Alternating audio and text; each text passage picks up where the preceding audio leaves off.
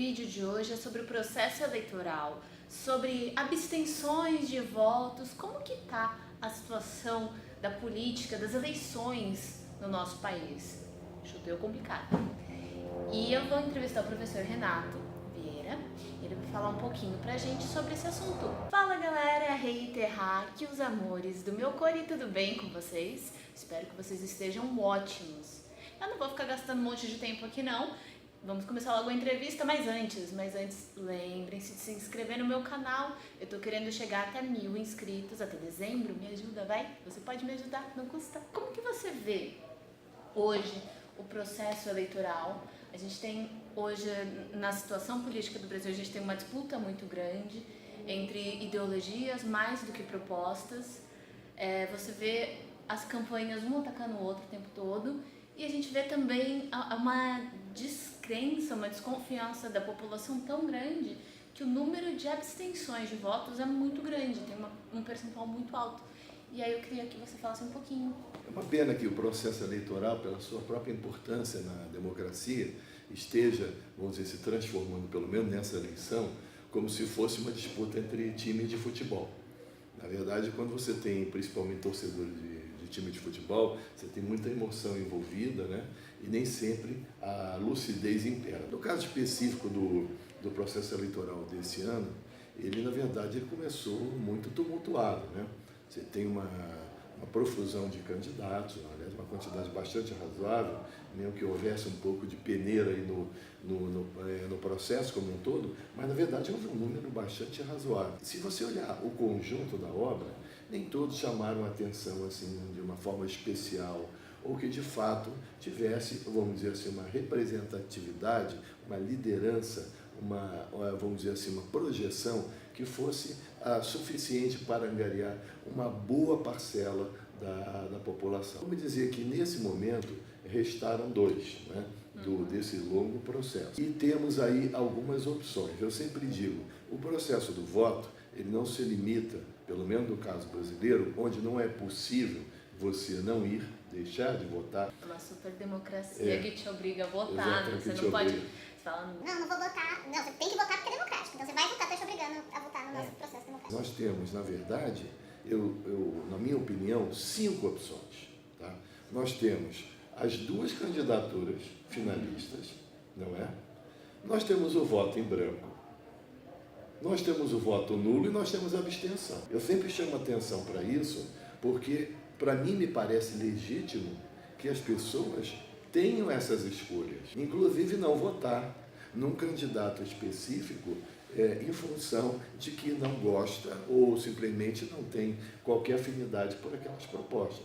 Agora, o processo como um todo, e você fez uma introdução super legal, ele não foi marcado realmente por proposta. Foi muito mais uma pantomima de acusações mútuas, não é? Que beirando ao ridículo, eu diria, mas que de fato você não tem algo propositivo. Então, na verdade, nós tivemos, vamos dizer assim, uma situação que é muito pobre do ponto de vista propositivo e que, de certa forma, desencanta também o eleitorado em muitos aspectos. Então, eu acredito que haverá um grande número de votos brancos, nulos ou abstenções em função de um processo que não ofereceu, talvez, as melhores opções para essa dinâmica sociedade brasileira que a gente está vivendo hoje. Tá, temos sim a escolha, mas como que você vê essa questão da escolha do voto nulo, do voto em branco, que hoje, segundo o Supremo Tribunal Eleitoral... O voto branco e o voto nulo equivalem à mesma coisa. Antes o voto nulo era considerado um voto de protesto e o voto em branco ia para o candidato que estava ganhando. Hoje as duas coisas equivalem ao voto nulo, não conta para ninguém. Só que aí tem a questão, eu fico muito na dúvida, realmente ainda não tenho claro o que eu vou fazer, eu sei em quem eu não vou votar, mas eu não sei se eu voto no outro candidato ou se eu anulo, pelo seguinte, não escolher é uma escolha, e aí eu vou ter que arcar com as consequências de quem quer que seja, de qualquer forma eu vou ter que arcar com as consequências de quem quer que seja, em questão de consciência minha, falar, putz, vou ter que vou engolir, porque eu não fui lá e eu não votei, não... É uma situação meio complicada, porque eu particularmente não quero votar em ninguém, mas... E aí, não vou... Eu acho que a situação é, vamos dizer assim, na verdade é um cheque em branco. Tá? Elegendo ou não elegendo, será dessa maneira. Porque tudo, para mim, está no universo da incógnita. Eu colocaria uma grande interrogação dentro do dia seguinte, no day after, como eu costumo colocar, né? Se haverá realmente condições de governabilidade. Sim. Vai depender muito da habilidade com que quem for eleito consiga aglutinar esse conjunto de forças e esse conjunto, vamos dizer, dessa diversidade que o Brasil hoje está. E também ter um bom domínio de comunicação para convencer uma boa parte dessa população de que, de fato, está tomando as medidas mais acertadas para o país. Sim, porque independente de qual dos dois for eleito, seja Bolsonaro, seja Haddad, vai ter uma revolta muito grande, por uma parte muito grande da população, porque está realmente muito dividido, tá? Realmente não sei se esse, se aquele. O candidato que for escolhido vai precisar ter uma... Eu não sei o que ele vai precisar ter, mas ele vai precisar ter um jogo de cintura muito, muito bom, porque senão os meses seguintes da eleição, pelo menos, vão ser meio caóticos. Eu coloco o seguinte, a democracia ele não é um processo estável. Não. Muito pelo contrário. Sim. Tá? Ela pode ter seus defeitos, mas, na verdade, a democracia abre para os contrários. E os contrários entram, evidentemente, podem entrar em atrito, podem entrar em entendimento, mas, acima de tudo, você tem que ter uma maior participação. Hoje, o sistema de representação também está sendo colocado em questionamento. Sim. Não é? As redes sociais hoje têm uma força, o voto, e eu vou dizer assim, os movimentos, as manifestações, elas estão se dando nas mãos de cada pessoa, a partir do acesso a um celular, do seu notebook, do seu tablet, etc. Então, está muito difuso.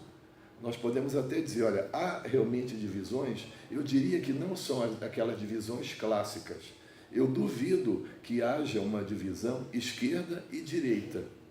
O que há, na verdade, são questões práticas. Sim. Ou seja, quem vai melhor administrar a saúde, a educação, o transporte, a infraestrutura, todas aquelas questões que já são apontadas como fundamentais para fazer o Brasil funcionar, para as pessoas terem emprego e as pessoas poderem também desenvolver alguma atividade produtiva, caso partam pelo empresariado, né? Sim, de A livre iniciativa.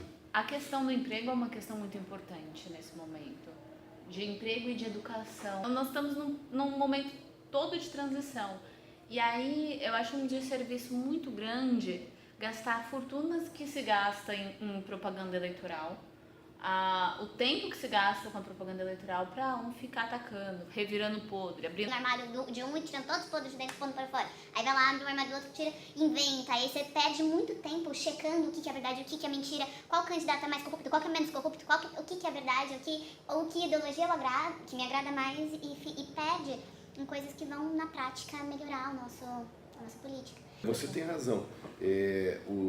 O debate fugiu muito de questões essenciais e partiu muito mais para questões, ataques de ordem moral, questões de costumes. Na verdade, nós não estamos elegendo delegados de polícia ou delegados de costume, não é? Sim. Uma polícia, vamos dizer assim, que vai estar vendo se as pessoas estão ou não usando roupas adequadas, não é? Ou talvez até um viés religioso também. Na verdade, nós estamos elegendo o presidente da República. E para ir, no momento que se exige vamos dizer assim, em diante da situação tão grave que o país ficou exposto nos últimos anos, né, com desemprego e uma série de outras mazelas, né, inclusive o item de segurança também, ele hoje já está, inclusive, numa ordem de grandeza, ele está acima ao próprio desemprego. Sim. Então as pessoas estão se sentindo inseguras, estão se sentindo insatisfeitas. Todo esse conjunto de coisas não foi realmente tratado de uma forma propositiva. Talvez, pelo fato de eu já ter visto algumas campanhas anteriores, né, tive essa oportunidade, eu particularmente não me lembro de ter visto algo tão vexatório quanto a troca de acusações que a gente via na televisão, em especial. É que esse processo eleitoral foi todo construído na contra-imagem, né? As pessoas estão se identificando com um ou aceitando melhor. Tem gente que nem gosta nem de um nem de outro, mas se identifica mais com a ideia de um e de outro. Então, esse campo de identificação está muito mais forte do que a proposta em si. E até quando você fala, não, mas o meu candidato tem essa proposta. Só que, tipo, não é um equilíbrio de vou olhar a proposta de um, a proposta do outro. Não, o meu tem propostas. Saiu na frente. É uma competição que eu não tô vendo muito quem vai ganhar nessa competição, assim. Eu não falo nem de quem vai ganhar as eleições, falo da gente mesmo aqui. E para finalizar o vídeo, eu convido você aí a pensar em como que você tá. O que você tá pensando em fazer nesse processo eleitoral? Se a sua opção é falar, não vou votar, vou fugir pro Alasca, ou na impossibilidade de fugir pro Alasca, vai votar nulo, em branco e tal. Em quem que você tá pensando em votar? Independente do candidato, seja Haddad, seja Bolsonaro, no porquê você está votando nesse ou naquele candidato. Se ele realmente atende aquilo que você espera, aquilo que você deseja pro país, ou se é só pela imagem, se é só pela ideologia que te agrada a de um e não te agrada a do outro, ou te desagrada menos a de um do que a do outro. Como que você tá nesse processo? E você? E eu recomendo algo que eu considero importante, independente de que opção você venha exercer aí no seu voto, mas ficar vigilante. Talvez uma frase que parece um jargão, mas que eu vivo repetindo, o grande sucesso da democracia é a eterna vigilância. Sim.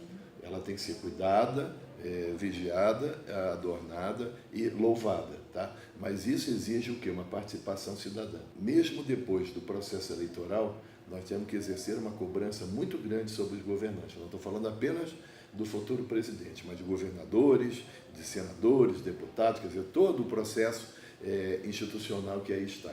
E, lógico, para que eles, torcendo para que eles tomem as melhores decisões, mas, acima de tudo, cobrando para que as decisões sejam tomadas. Porque senão vai cair realmente numa mesmice e não vai realmente dar aquilo que as pessoas, atender as expectativas que as pessoas de fato têm.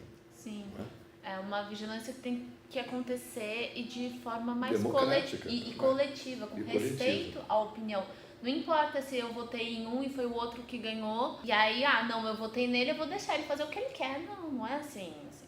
Você vigia, você olha. E é muito difícil a organização. As pessoas não se organizam na fila da estação de trem para se organizar, para realmente fazer alguma coisa quando um candidato toma uma decisão errada. É um aprendizado que eu acho que já passou da hora da gente ter, né? Eu acho que vão acontecer, independente de quem é, vai ser manifestação para os dois lados. O ponto não é acontecer ou não acontecer manifestação. Minha opinião é que o ponto necessário é ver sobre o que se quer manifestar e o que se quer obter com a manifestação. E aí focar, porque senão fica meio complicado.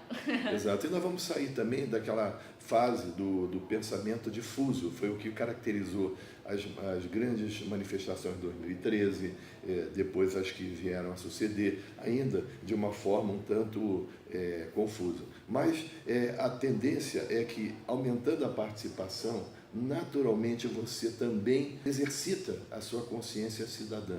E as escolhas e o foco vão aparecendo dentro de um filtro social, vamos dizer que naturalmente começa a despertar, porque as pessoas não sobrevivem apenas de ideais não realizados. Elas gostam de coisas concretas, coisas palpáveis, e para isso eu diria que as próprias redes sociais desenvolveram isso muito bem, porque está na mão da pessoa reclamar, mas ao mesmo tempo ela tem que exigir, tem que cobrar. Então hoje nós já temos até aplicativos que fazem realmente o controle de qualidade do voto. Sim. Eu votei em fulano, mas ao mesmo tempo eu consigo acessar para ver o que ele está fazendo. Sim. Logo, eu cobro e isso, de certa forma, eu sempre digo, se tem uma coisa que eu me lembro que o Dr. Ulisses Guimarães comentava, ele dizia o seguinte: político tem horror de manifestação. Tá? E quando fala manifestação, não é aquele só ir para a rua. É tudo aquilo que está no alcance da nossa mão. Eu diria que a partir de um celular, a gente realmente modifica muita coisa. Sim, precisa pensar também e ter o compromisso, a responsabilidade de checar o que você está fazendo, o que você está postando, da onde você está tirando a informação. Mas eu acho que a gente está engatinhando no processo.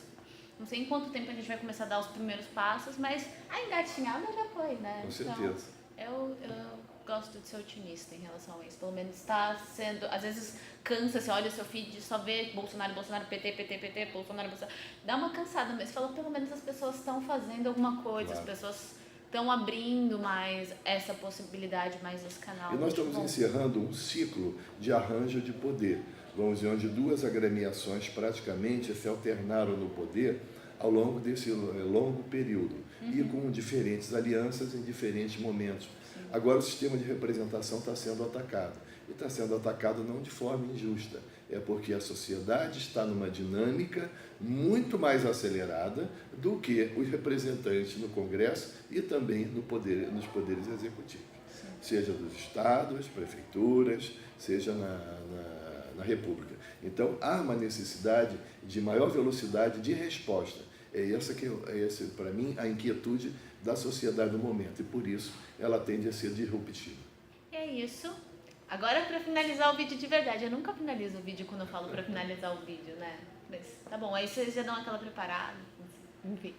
E é isso, espero que você tenha gostado desse vídeo. Se gostou, deixa o seu like, compartilha esse vídeo no seu Facebook, no grupo da família, onde você quiser compartilhar. Vai, compartilha. E é isso, um beijo. E até o próximo vídeo. Tchau, gente. Obrigada, professor.